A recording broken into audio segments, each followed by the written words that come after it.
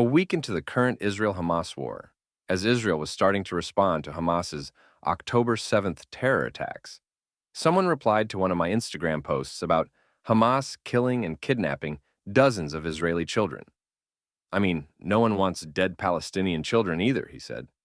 At first, I didn't know how to reply. How does one morally defend the killing of children of any group? But then I realized that there was something much deeper here, something bizarrely deceptive.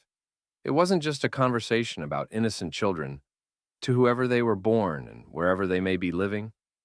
It was an attempt at psychological manipulation, whereby a perpetrator commits atrocities and then uses the victim's response to distort or reimagine the perpetrator's actions.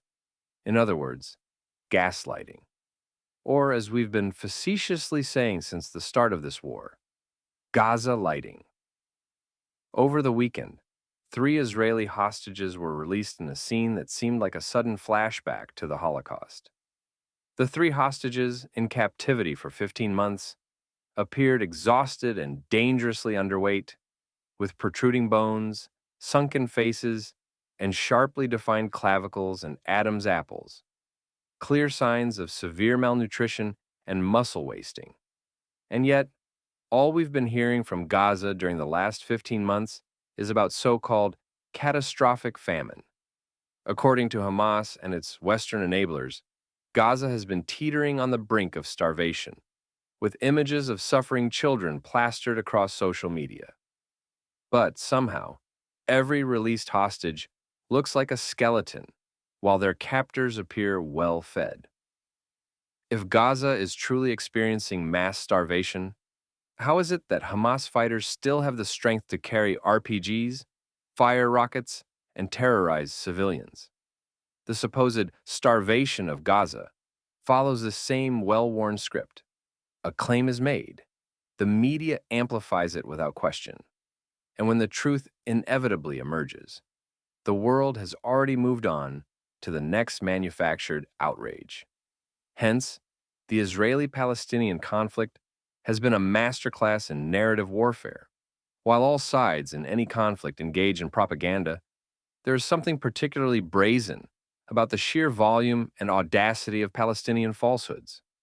From historical fabrications to outright conspiracy theories, their approach to reality is less about facts and more about fiction with conviction. But why? Why does Palestinian leadership, and, by extension, a large portion of its activist base, engage in such a relentless campaign of deception? The answer lies in a combination of political necessity, cultural reinforcement, and a world eager to believe their fairy tales. Let's start with the simplest explanation. Palestinian leaders lie because the truth is inconvenient. A people that has rejected every peace offer, cheered terror attacks, and consistently voted for genocidal theocrats doesn't make for the most sympathetic underdog story. So history gets rewritten. The Palestinians become the indigenous Canaanites. Despite arriving over a millennium after the Jews, their forced displacement in 1948 becomes a Nakba, ignoring their leadership's rejection of partition and insistence on war. And their continual rejections of peace deals are somehow Israel's fault. Mahmoud Abbas, the supposed moderate leader of the Palestinian Authority, has built an entire career on this kind of historical revisionism. In his doctoral thesis, which is essentially Holocaust denial dressed up as academia, he argued that Zionist leaders conspired with the Nazis to create Israel. And yet, this was but one of the countless lies propagated about Israel, Israelis, and even Jews. You know the many others by now, and these are just a few. Israel is committing genocide, war crimes, and a Holocaust in Gaza. Israel collectively punishes and ethnically cleanses the Palestinians. Israel has a blockade on Gaza. Israel is an apartheid state. Israel deliberately targets civilians. Israel is built on stolen land. Israel is a white colonial imperialist entity. Zionism is racism. Anti-Semitism started because of the Israeli-Palestinian conflict. The Zionist lobby controls Western governments. Jews are not indigenous to the land of Israel, later renamed Palestine by the Romans.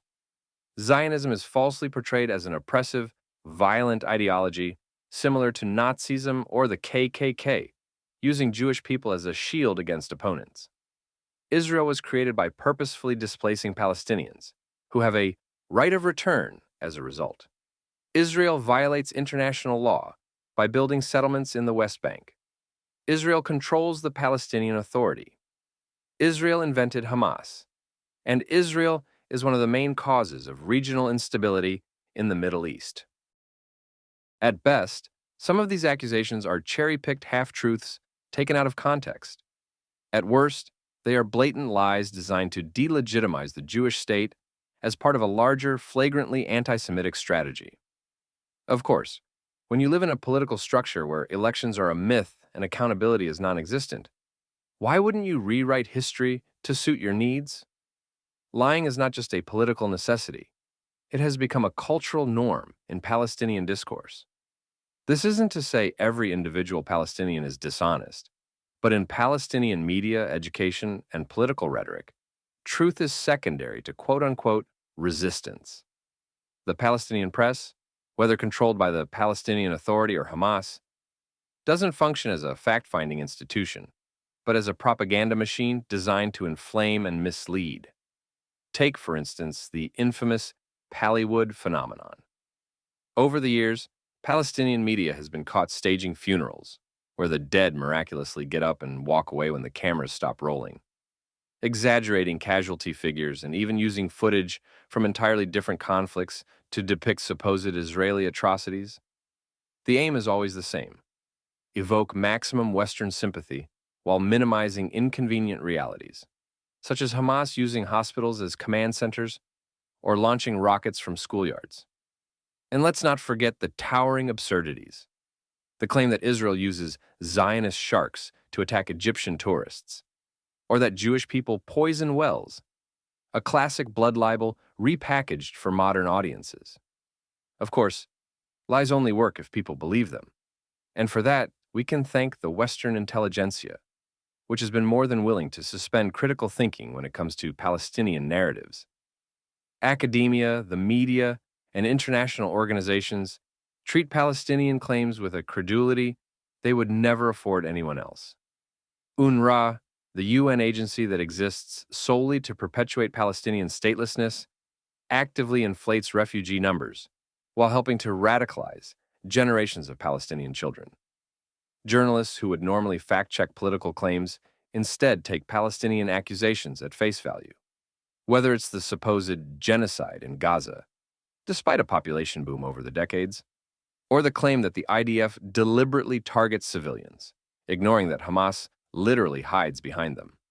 Even progressive Jews, eager to be on the right side of history, have contributed to the problem. Desperate for acceptance among the elite, some have adopted a masochistic worldview where Israel is always the aggressor, and Palestinian grievances are always justified. The result? An endless loop of bad faith activism that rewards dishonesty. And truthfully, lies about Israel hurt the Palestinians far more than they hurt Israel. For example, SodaStream was an enterprise beloved by Palestinians and Israelis alike. One of its manufacturing plants was located in the West Bank, owned by an Israeli but employing hundreds of Palestinians who were paid very well, precisely the same as their Jewish co-workers, and around 3 times as much as their family members who were working for the Palestinian Authority. The anti-Israel, really anti-Semitic, BDS movement managed to shut down these relations. Hundreds of Palestinians lost an excellent salary and very high job satisfaction as a result. On the other hand, the BDS movement did not hurt SodaStream in the least. The company was acquired by Pepsi for $3 billion, remains headquartered in Israel, and still has 13 production plants, just not in the West Bank anymore. On a very literal level, the only people hurt by this BDS victory were Palestinians. This is what emanates from relentlessly screaming and whining about lies regarding Israel. Unfortunately, much of the Palestinian narrative is not only based on lies which were massaged by nefarious actors such as the Soviets and, more recently, the Islamist Iranian regime. Their narrative is centered around the destruction of another country, Israel, rather than the creation of their own.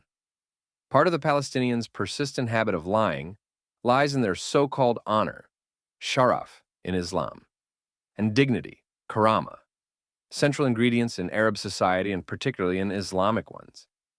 And yet the Palestinians continue to deny themselves a self-sovereign state because they will not surrender to their honor and dignity. The other part of their perpetual lying has to do with the hatred that Palestinians feel toward Israel and Jews, shaped and driven by three basic sentiments: fear, jealousy, and anger, all of which simultaneously fly in several contradictory directions. The Palestinians fear all that is Jewish steadfastness, Israeli optimism, democracy, and Israeli national symbols, including a language, Hebrew, which was restored after centuries of being dormant. In sum, fear generates hatred, and a people that is always afraid cannot be free. The Palestinians are also angry, always angry at Israel, for refusing to give up or give in, for not going away, far away. They have the world on their side, with the United Nations in their pocket, Europe behind it, and Arab regimes propping up Palestinian leaders. But the Palestinians still refuse to cede their exponentially expiring grievances with Israel. The Palestinians are also envious of Israeli power and pride, marked by their strong beliefs and readiness to sacrifice, which presumably reminds today's Palestinians of early Zionists who seized the opportunity to restore a Jewish country in our indigenous homeland. Our attachment to the land is an attachment that Palestinians have had to manufacture, long resorting to theology and mythology to justify their lofty demands here, whereas the Jews need no such justification.